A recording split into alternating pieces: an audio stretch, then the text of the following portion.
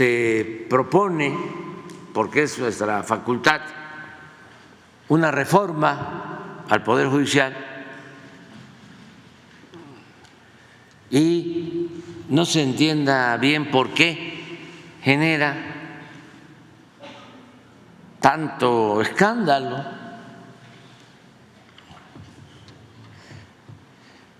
¿Y de qué se trata? Ya ayer hablé cómo hemos venido limpiando el Poder Ejecutivo, el Poder Legislativo, pero nos topamos con el Poder Judicial, que es muy importante porque es el poder encargado de la impartición de justicia y de cuidar que se respete la Constitución, las leyes. Y hemos llegado en nuestro país, como parte de la crisis, de la decadencia, a que ese poder se convirtió en protector de las mafias, del poder económico y del poder político. Entonces se limpia el Poder Ejecutivo de corrupción, se limpia el Poder Legislativo, pero falta limpiar el Poder Judicial. Que no espanten de que, a ver, se va a despedir a los trabajadores. No, ni siquiera los familiares, ya. Antes como antes, ahora como ahora.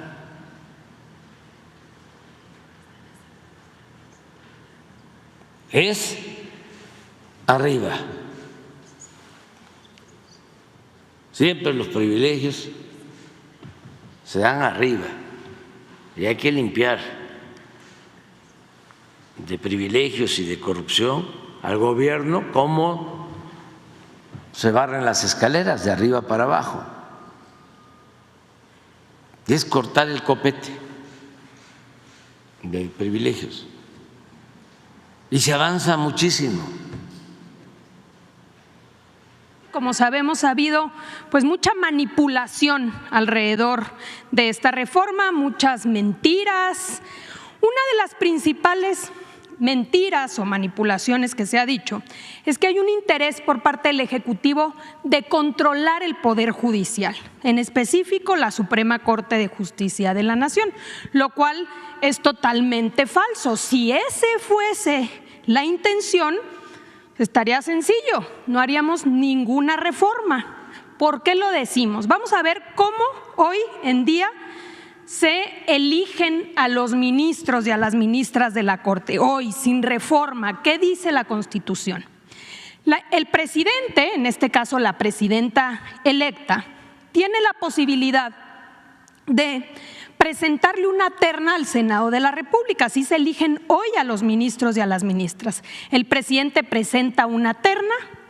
Estas 3 personas las elige libremente la presidenta, simplemente con que sean abogados, tengan más de 35 años y tengan 10 años de experiencia.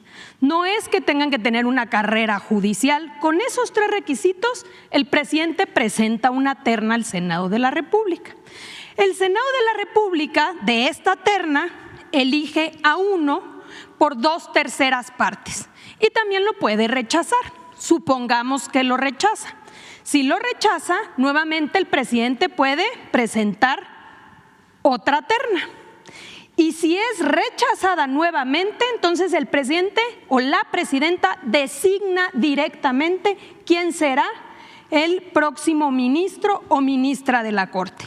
Es decir, el presidente realmente tiene la posibilidad de designar de manera directa y en caso de rechazo o si se tienen las 2/3 partes del Senado, como es el caso, pues entonces se podría conformar una mayoría. Adelante.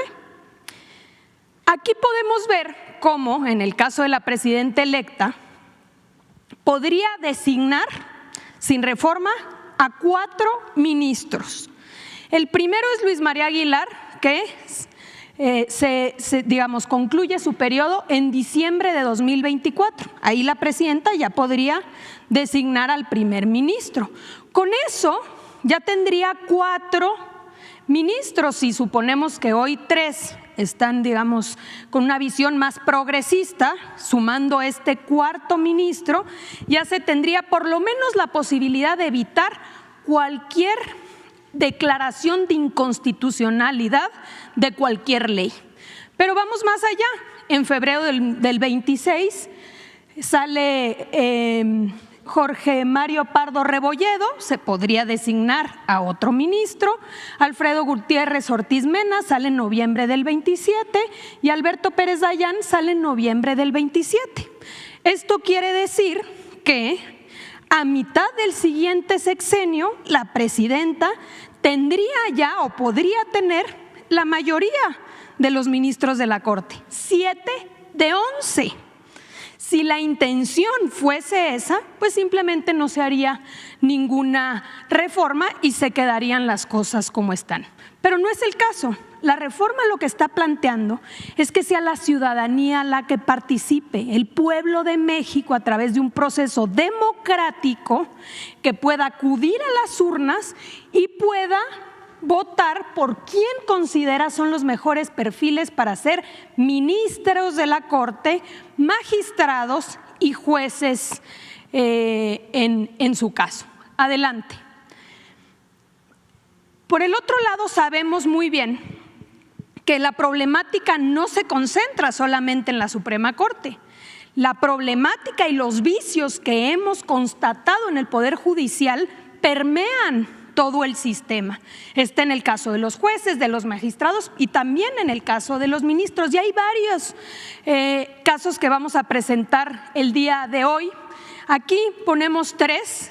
En el caso de injerencia en asuntos electorales, no podemos perder de vista, por ejemplo, cómo en diciembre de 2023 la ministra Piña convoca a una cena privada, estamos hablando meses antes de la elección presidencial, convoca a una cena privada en casa de un ministro, de González Alcántara, al dirigente del PRI, Alejandro Moreno, al coordinador de campaña de la entonces candidata presidencial Xóchitl Gálvez, a Santiago Krill, quien conocemos hoy no acudió, pero fue invitado, y a los magistrados electorales de la Sala Superior. Aquí recordar que la Corte no tiene posibilidades de involucrarse en temas electorales, le corresponde exclusivamente al Tribunal Electoral.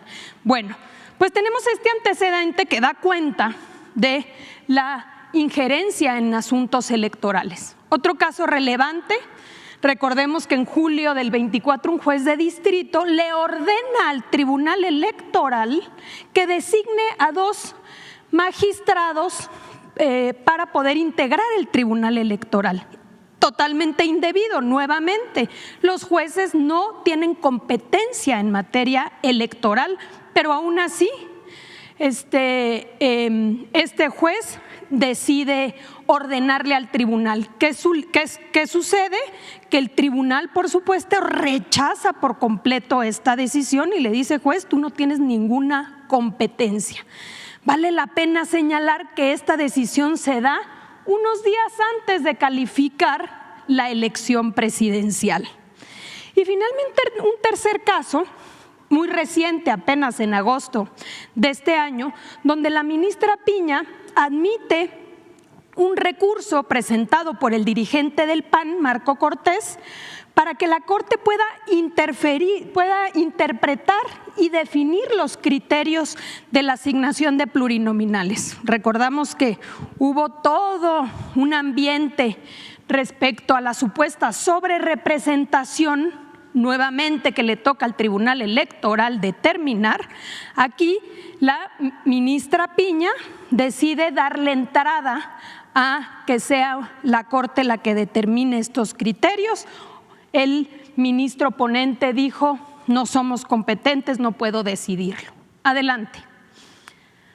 Tenemos también constancia de los vicios que ha existido en los supuestos procedimientos de selección de jueces, los exámenes, que mucho se ha dicho ahora de los mejores perfiles llegan a ser jueces.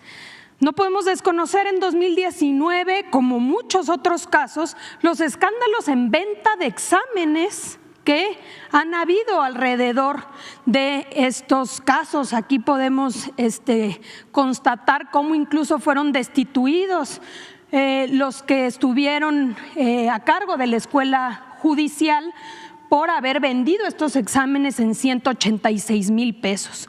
Pero también se puede acreditar cómo en estos concursos de oposición las impugnaciones son elevadísimas de aquellos que no quedan en los exámenes. ¿Por qué? Porque consideran que hay un alto nivel de influyentismo y de inequidad. Es decir, que en estos exámenes muchas veces quedan los cercanos a los ministros o los cercanos a los magistrados. Adelante. Adelante. También podemos ver el enorme entramado de familiares que participan en el Poder Judicial, el nepotismo. Aquí, en diciembre de 2022, el propio Consejo de la Judicatura, son datos del Consejo de la Judicatura, revela lo siguiente. La mitad del personal, el 49%, que equivale más o menos a 24,546 personas, tiene al menos un familiar en el Poder Judicial. El 85,4% de los magistrados y el 67% de los jueces tienen familiares en el Poder Judicial. Los magistrados tienen en promedio 4,7 familiares trabajando en el Poder Judicial. El 23,7% del personal del Poder Judicial tiene más de 4 familiares trabajando en la institución.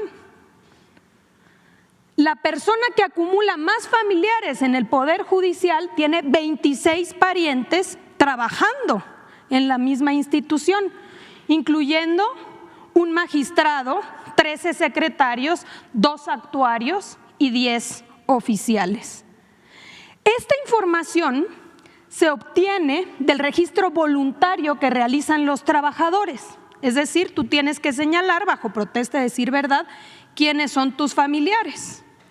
Pero hay que considerar, y como se sabe, muchas veces se declara aquellos que tienen tus mismos apellidos, pero no necesariamente aquellos parientes políticos. Es decir, a esto habría que sumar cuñados, nueros, nueras, suegros, yernos y muchos otros familiares que también forman parte de esta problemática. Adelante. Por el otro lado tenemos un problema adicional. El Consejo de la Judicatura, que debería ser este órgano que se encargue de vigilar el comportamiento de los jueces, de los magistrados, y en todo caso sancionar cuando ubique casos de corrupción, de nepotismo, de cualquier otra violación, pues debería actuar. Pero aquí tenemos los datos de cómo esto no ha sucedido. De 2004 a 2023 se han presentado 38,000 quejas contra funcionarios del Poder Judicial. De estas quejas se han desechado el 86% sin ni siquiera iniciar una investigación. Ya no digamos que concluyeron, no se investigó en el 86% de los casos. De las quejas que sí se investigaron, el Consejo de la Judicatura apenas sancionó a 472 jueces y magistrados en todo este periodo. ¿Qué quiere decir? Apercibimientos y amonestaciones, 0,7% del total de quejas. Suspensiones, 0,27% del total de quejas. Destituciones, 0,11%. Inhabilitaciones, 0,06% del total de quejas y sanciones económicas, 0,04%. Es un órgano que no es eficiente para vigilar el comportamiento de los jueces. Y vamos mucho más allá. En el caso del Ejecutivo, de las dependencias, Gobernación y muchas dependencias del Ejecutivo, se han presentado en los últimos meses, de enero de 2023 a la fecha, 72 denuncias contra jueces y magistrados, que aquí muchas veces se presentan en cero impunidad. Bueno, de estos 72 casos que se han presentado ante el Consejo de la Judicatura, ninguno a la fecha ha sido resuelto y ninguno a la fecha ha sido sancionado. Adelante. Y finalmente, para darle la palabra a la secretaria Rosy Cela, el tema de remuneraciones.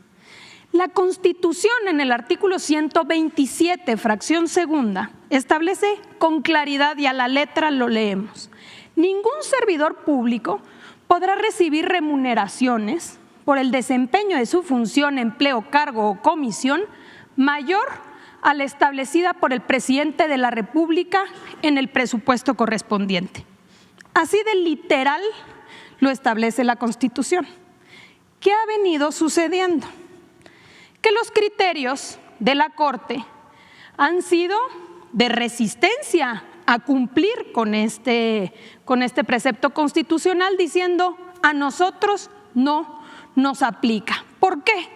Primero dicen, porque los ministros designados antes de 2009, que fue la reforma, ya tenían un derecho adquirido. Entonces, como viene la reforma, pues los ministros que estaban antes, esos no les puedes reducir el sueldo. Pero después dicen, pero es que tampoco a los ministros que entraron después de 2009, porque sería discriminatorio, no puede haber diferencias salariales. Entonces, a los anteriores no, pero a los nuevos tampoco. Y luego, un argumento más, dicen, es que es demasiado ambiguo, que se entiende por remuneración del presidente. ¿Qué integra la remuneración del presidente? Está muy claro que integra la remuneración del presidente. Aquí lo podemos ver en el caso del salario y las prestaciones del presidente, que ascienden con ambas a 161,538 pesos, y en el caso de los ministros a 460,783 pesos, sin contar muchos otros conceptos que se han venido sumando, como alimentos, camionetas, gasolina, telefonía, entre muchos otros privilegios que, como hemos dicho, suman más de 700,000 pesos mensuales, violando así flagrantemente la Constitución, cuando se supone debería ser este órgano que vigilara el cumplimiento de la Constitución. Ahora vamos a escuchar a la secretaria Rosy Cela todos los casos que dan cuenta del por qué la necesidad de esta reforma. El día de hoy vamos a presentar algunos, solamente algunos, de los casos representativos de la falta de justicia o de impartición de justicia en algunos de estos casos. Casos que hace justicia lenta, los sabadazos, la parte de la imposición de sentencias que pasan años y años y la gente no recibe una sentencia. Entonces, aquí vamos con la primera. Rápidamente, estos son los casos de jueces que otorgaron libertad a delincuentes en fines de semana, viernes, sábado, domingo, sabadazo clásico. Adelante. Este es el caso de el juez Gregorio Salazar Hernández, con sede en Almoloya de Juárez, su juzgado, que da beneficio a Janet Miriam, quien era colaboradora de Genaro, exsecretario de Seguridad Pública, y le da un cambio de medida cautelar que significa la liberación inmediata desde el centro de justicia. Ya ni siquiera van al reclusorio, sino desde el centro de justicia les declaran libertad inmediata. Y bueno, los delitos peculado y delincuencia organizada. Y lo que decíamos, en viernes, en viernes para tratar de sorprender a las autoridades, y de manera que no pueden a veces checar todas las fiscalías, todos los juzgados del país para ver si tiene alguna orden de aprehensión o un proceso pendiente. Adelante. Otro caso es el del juez Andrés Escamilla González. Él está en el estado de Tamaulipas con residencia en Reynosa, y la persona beneficiada es Vicente Javier, alias el Cholula o el Puebla. Él es parte del grupo criminal Cártel Jalisco, y los delitos robo con violencia, homicidio calificado, asociación delictuosa, privación ilegal, secuestro, y el plazo otorgado para la liberación es inmediato. Entonces, estas decisiones que toma el propio juez en viernes, claro que checamos todo y tenemos que soltarlo, pues a veces más de 24 horas después, porque hasta que no se revise bien, indicamos la parte de lo que sucede en otros estados. Adelante. Otro juez es Adrián Leobardo Ríos González. Él está ubicado en el estado de Nuevo León, con sede en Monterrey, y él beneficia a José Eliseo, o alias El Charal. Él es parte del grupo delictivo de los Zetas y los delitos homicidio y robo, y el plazo otorgado para la liberación en sábado es inmediatamente. Adelante. Otra jueza es Angélica Sánchez Hernández, con sede su juzgado en Cosamaloapan, Veracruz. Ella benefició a Itiel el Compa Playa. Él es integrante del Cártel Jalisco, está acusado de homicidio calificado, doloso, calificado y agravado, y la notificación del egreso se hace el sábado, un sabadazo, y el plazo otorgado para la liberación es de 1 hora. De todas maneras continúa procesado por otros casos, pero es insistimos, es una irregularidad a todas luces la decisión de que en 1 hora sea liberado además. Otro juez, Rogelio León Díaz Villarreal, con residencia en Almoloya de Juárez, pues este señor juez le dio la libertad al señor Abraham, alias El Rodo. Él es hermano del líder del Cártel Jalisco Nueva Generación. La fecha de notificación de su egreso fue el domingo, y le da un plazo a la autoridad para liberarlo de 3 horas. Adelante. Otro juez, Daniel Ramírez Peña, él está también su residencia en el juzgado de Almoloya de Juárez. La persona beneficiada es Angélica. Ella es también integrante familiar del Cártel de Santa Rosa de Lima, este cártel que opera en Guanajuato, donde hay tanta problemática de violencia. La fecha de su notificación es el viernes y el plazo otorgado es de 12 horas. Fue liberado el sábado. Ella continúa con un proceso, pero pues es otra evidencia más de las anomalías de los jueces. Adelante. También la jueza Perla Fabiola Estrada Ayala, con sede en Campeche. Ella da beneficios a Pedro Antonio El Manchas El Cholo, quien pertenece al grupo delictivo de los Zetas y está acusado del delito de delincuencia organizada y de delitos contra la salud. El plazo otorgado para su liberación es 24 horas. Insistimos en las liberaciones de los viernes y los sábados. Adelante. También la jueza benefactora Diana Montserrat Partida Arámbulo.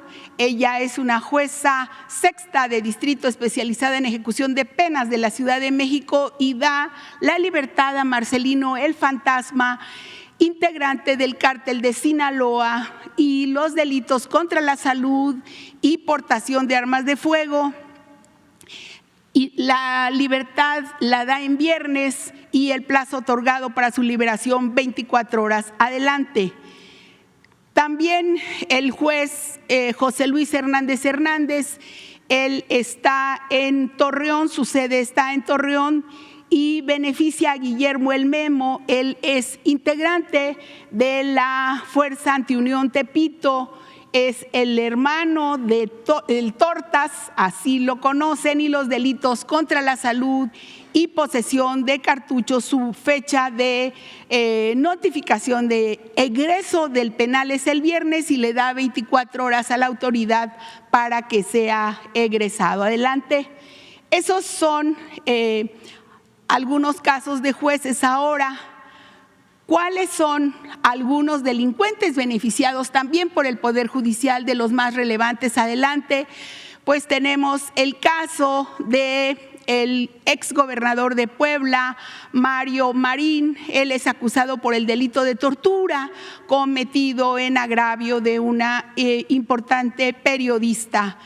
Entonces, este caso es donde la jueza Angélica del Carmen Ortuño Juárez, por el delito de tortura, le da un cambio de medida cautelar y lo manda a su domicilio particular en Puebla, y aparte le pone Guardia Nacional afuera de su domicilio, dispone de elementos para que sea cuidado permanentemente. Entonces, aparte de que le da una libertad a domicilio de manera anómala, pues tenemos que ocupar elementos de la Guardia Nacional para estarlo cuidando. Adelante.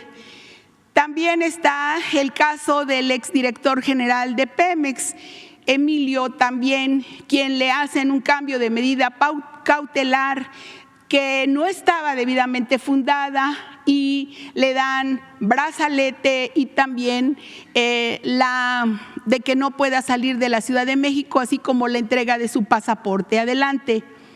También está el caso de 3 detenidos este año por la Fiscalía de Guanajuato. Este caso es de un grupo de delincuentes que opera ahí en Guanajuato. Uno de ellos es el hijo del delincuente conocido como El Marro, y la juez María del Refugio Castañeda Guillén no le da prisión preventiva a estos delincuentes y les da la libertad. Adelante. Y también en el caso del exgobernador de Chihuahua, acusado por peculado y asociación delictuoso, él se llama César Horacio. Este caso es llevado por la jueza Hortensia García Rodríguez. Ella está en el Distrito Judicial de Morelos, ella es jueza de control allá en Chihuahua.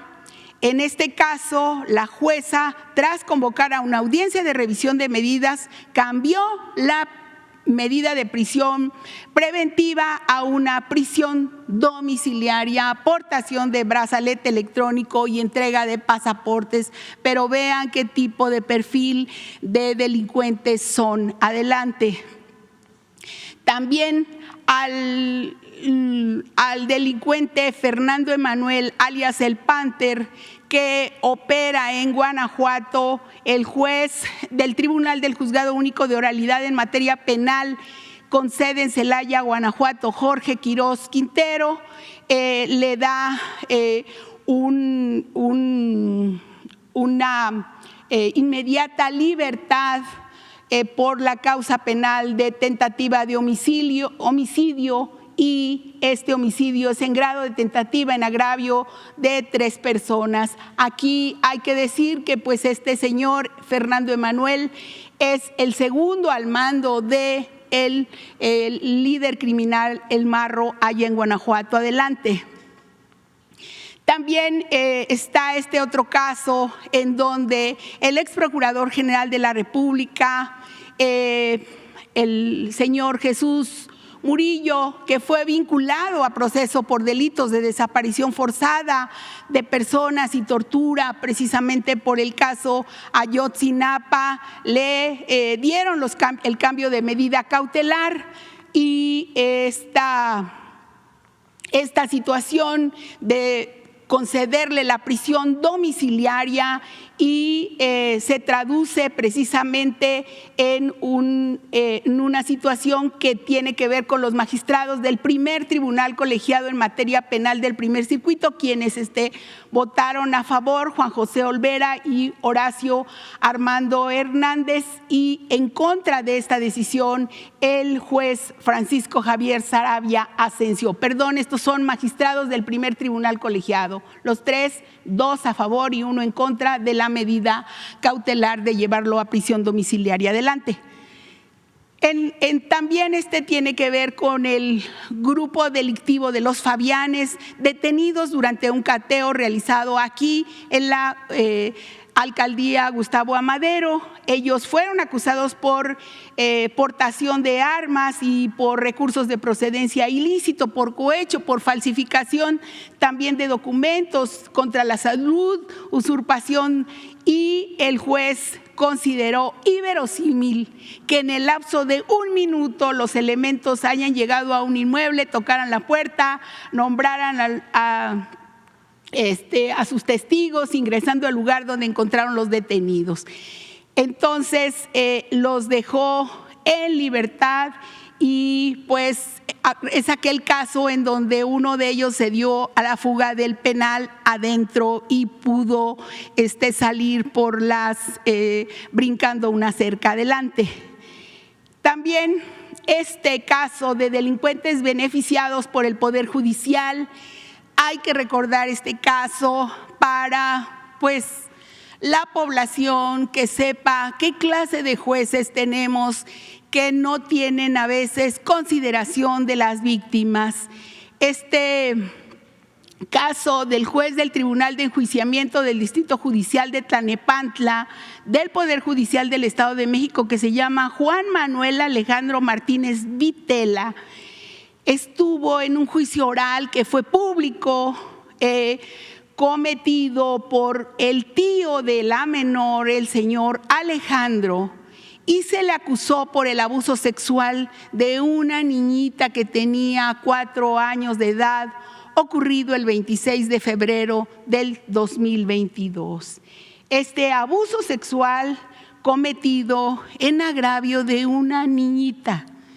Entonces, este juez dictó una sentencia absolutoria y libertad inmediata a favor de este delincuente, porque a su consideración faltaron pruebas. ¿Y cuál fue la prueba a la que, según este juez, faltó? El que la niña no dijera el tiempo ni la fecha exacta de la ocurrencia de estos lamentables hechos. Esto, a pesar de que los protocolos judiciales con perspectiva de infancia dicen que los menores no están obligados a referir lugar, día y hora debido a su edad, obviamente, para no ser revictimizados. Entonces, este es el tipo de jueces que a veces toman decisión en contra de una víctima. Adelante.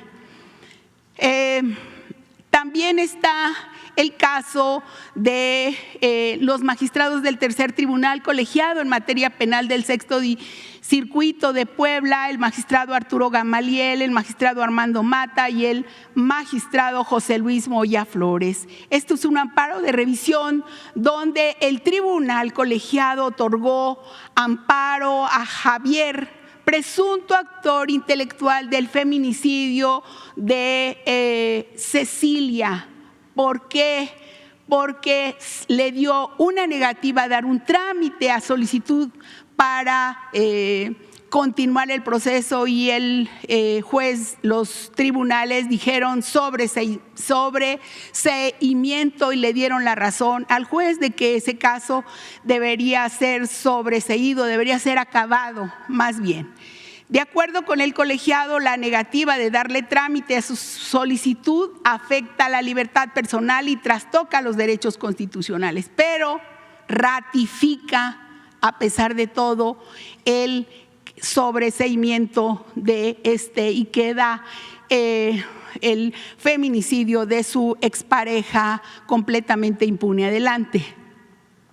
También pues está este otro caso en donde los magistrados del primer tribunal colegiado en materia penal en Jalisco, del tercer circuito, José Clemente Cervantes, Manuel Canomaines y Tai de Noel, regresaron las propiedades por medio de un amparo a 13 personas en las cuales tenían un aseguramiento de la Fiscalía General consistente en diversos bienes, coches y diversos vehículos de lujo y hasta un inmueble, una casa lujosa que tenía estas personas y se las regresaron al Cártel Jalisco de manera irregular en este municipio de Zapopan. Adelante. Este caso había sido relacionado con un secuestro y los detenidos y las personas, los bienes por la Secretaría de Marina. Adelante rápidamente. Bueno, decir aquí, presidente, que de acuerdo a los datos de la Fiscalía General de la República, 24,000 personas de procesos penales federales están sin sentencia, de los cuales 1,326 personas con juicios penales pendientes de entre 5 y 10 años, 2,488 personas con juicios de 10 a 15 años y 767 personas tienen en la cárcel 15 a 20 años sin haber sido sentenciadas. También 232, imagínense, 232 personas que tienen más de 20 años en un penal federal y que no han recibido sentencia. Adelante, por favor. Es el caso del señor Ismael Vallarta, quien tiene 18 años con 9 meses y se encuentra privado de su libertad por los delitos de secuestro. Su detención se dio en el marco de un montaje difundido en el noticiario de Carlos Loret con la participación en la tortura de Luis Cárdenas Palomino, quien se desempeñaba como director de Seguridad Federal de la Policía Federal. Adelante. También está el caso de Giovanni Fernández Robledo Rodríguez y Paul Uriel Martínez Rodríguez, quienes fueron detenidos el 13 de julio, acusados de deportación. Después de 6 meses les imputaron el delito de secuestro y a la fecha no cuentan con una sentencia, ya han transcurrido 11 años y 2 meses privados de su libertad. Adelante, ya me tardé. Luego está el caso de Gabriel Hernández Gámez, quien fue detenido el 28 de diciembre del 2016, acusado de robo con violencia y en un segundo delito por robo de un cajero. Actualmente lleva 8 años y tampoco ha recibido ninguna sentencia. Adelante. Pues hay algunos otros casos. Adelante, por favor. Adelante, por favor. Otros casos de jueces que no autorizan órdenes de aprehensión y traemos algunos de estos casos, como no autorizan órdenes de aprehensión la jueza Adriana Yolanda Vega Marroquín contra el exgobernador de Tamaulipas, señalado por delincuencia organizada y operaciones con recursos de procedencia ilícita. Adelante. Este otro juez, que se llama Juan Fernando Alvarado López, también no autoriza orden de aprehensión contra Francisco Javier, también exgobernador de Tamaulipas, por la modalidad de lavado de dinero y defraudación fiscal, y también pues la investigación que se lleva por delincuencia organizada. Adelante. También el caso de el juez Genaro Gerardo Genaro Alarcón López, así como de los magistrados Alberto Torres Villanueva, Manuel Bárcena Villanueva y Guadalupe Ramírez Escobar. En este caso, estos magistrados y juez no niegan una orden de aprehensión contra Genaro por el delito de enriquecimiento ilícito, el exsecretario de Seguridad Pública, y esta decisión fue confirmada por estos magistrados. Adelante, por favor. Y pues otras personas a las que se les ha negado órdenes de aprehensión es el caso de el exgobernador de Veracruz, Javier N. Lo niegan los magistrados del 9º Tribunal Colegiado en materia penal, José Manuel Torres, Michelle Franco González y Juan Carlos Ramírez Benítez, magistrados del 9º Tribunal Colegiado en materia penal del primer circuito. Este es del caso de Veracruz. Adelante. Y este último, con este terminamos, presidente. Recordar el caso Colosio. El 4 de enero de 2024, la Fiscalía General de la República solicitó una orden de aprehensión en contra de Jorge Antonio Sánchez Ortega. Él era agente del CISEN. La acusación fue por su probable participación en el homicidio de Luis Donaldo Colosio Murrieta, el candidato presidencial de aquel tiempo. Esta acusación fue en calidad de coautor material, de segundo disparador, de segundo tirador. Esta acusación se hizo con base en 123 pruebas recabadas, de las cuales 50 de ellas son absolutamente contundentes para tener por demostrada su probable responsabilidad. Para el 5 de enero, o sea, un día después, el juez quinto del Distrito de Procesos Penales Federales en el Estado de México, Jesús Alberto Chávez Hernández, negó la orden de aprehensión y no valoró las pruebas recabadas por la Fiscalía. Para el 8 de enero, la Fiscalía interpuso un recurso de apelación contra esta resolución de la negativa de la orden de aprehensión. Y el 1 de agosto de 2024, el primer tribunal colegiado de apelación del segundo circuito con sede en Toluca confirmó la negativa de orden de aprehensión.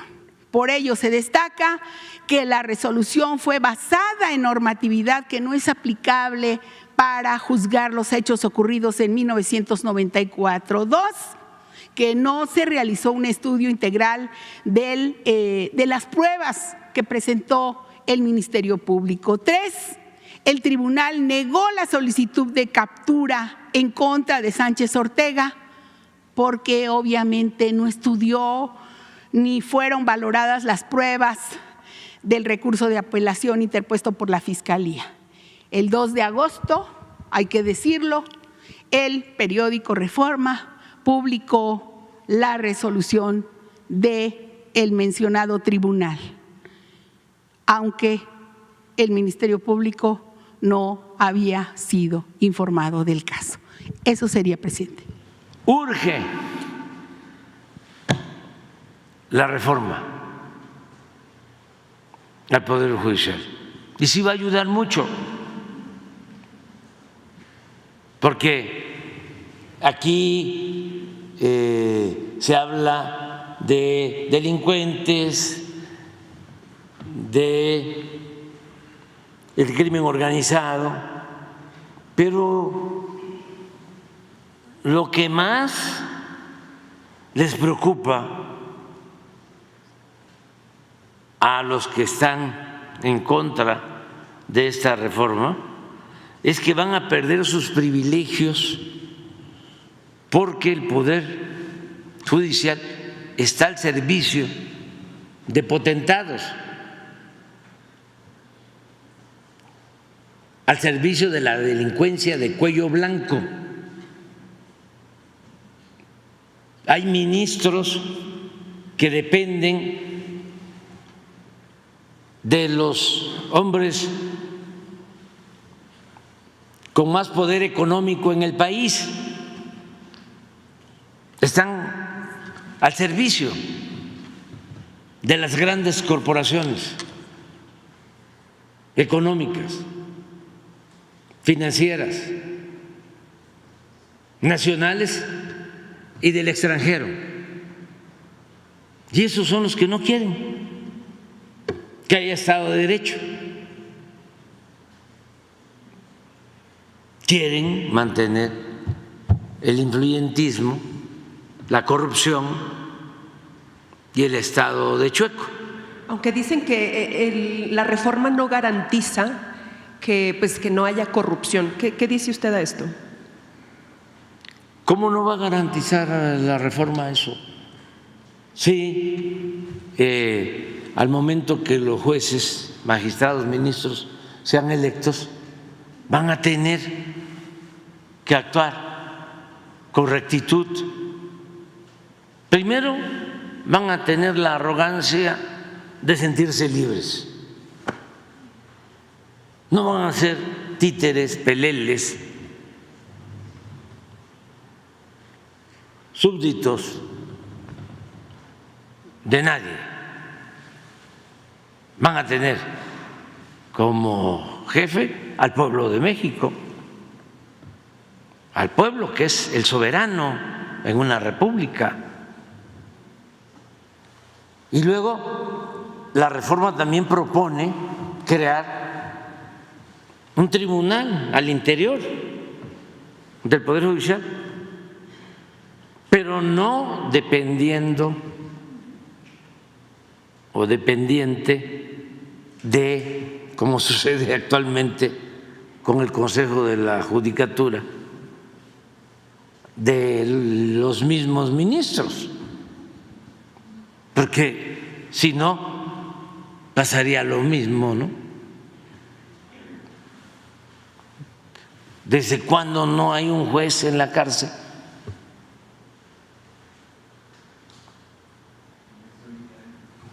Un magistrado, un ministro, nada, no resuelven nada. Entonces, en la reforma se está proponiendo que haya un tribunal que tenga facultad para sancionar a jueces, a magistrados, a ministros, si hay actos de corrupción o este tipo de prácticas, a todas luces ilegales, violatorias de la legalidad. Entonces, sí es importante la reforma. Y esto es lo que queríamos aclarar. Los que están trabajando también, pues ya tienen sus plazas,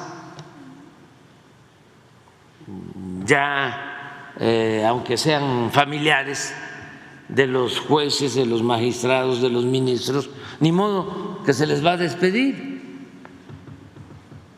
Eso no lo contempla la reforma. La reforma contempla la elección y es también el pensar que la justicia no solo es despedir gente, no solo es castigar, la justicia es en mucho prevenir.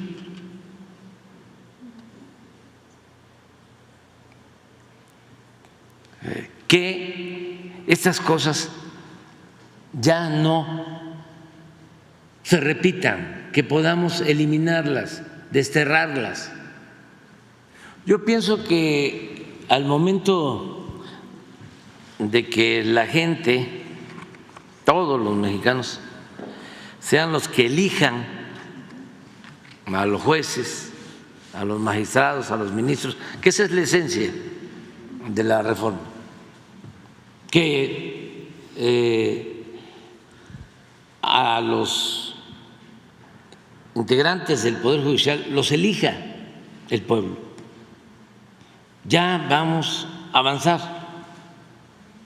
No se van a terminar de la noche a la mañana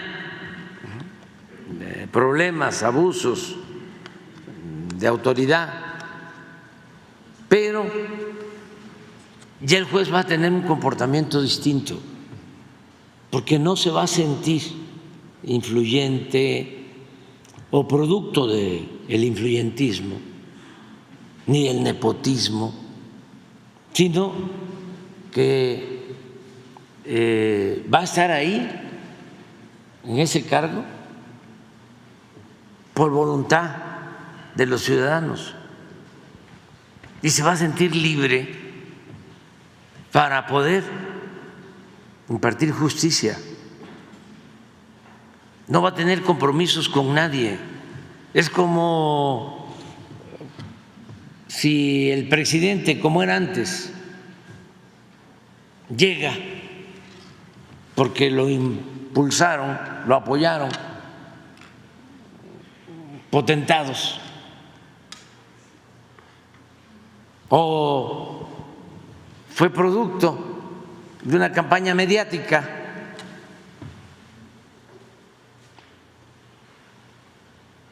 Lo impulsó, lo apoyó la oligarquía, porque así era. Yo fui víctima de la oligarquía, porque consideraron que era un peligro para México, un peligro para sus privilegios, y nos robaron la presidencia en el 2006, con muchísimo dinero, con compra de votos, con falsificación de actas, con relleno de urnas y con toda una campaña mediática y una guerra sucia para poner a un pelele y poder mantener los privilegios de no pagar impuestos, de quedarse con los bienes del pueblo, de la nación.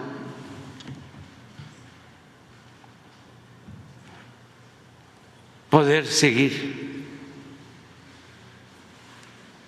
humillando, ninguneando a los mexicanos y estar al servicio de una minoría rapaz. Cuando no es así, el que llega a ocupar un cargo